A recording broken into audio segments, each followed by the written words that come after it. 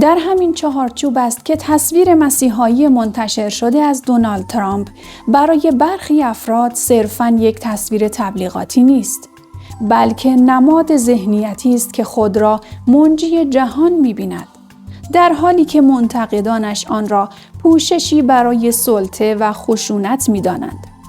گفتنی است این تصویر یادآور الگوی منجی‌سازی و بازنمایی دجالگونه قدرت در ادبیات آخرزمانی است.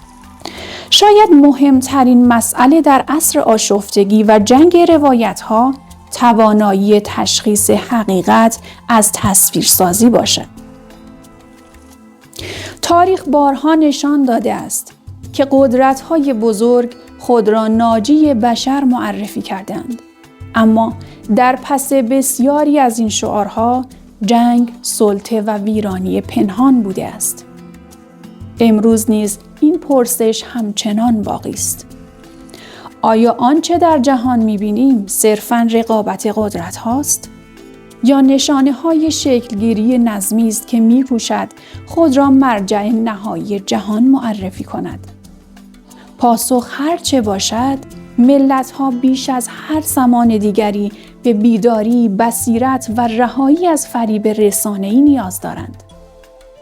چرا که در دوران فتنه بزرگترین خطر عادت کردن به تصویر دروغین حقیقت است.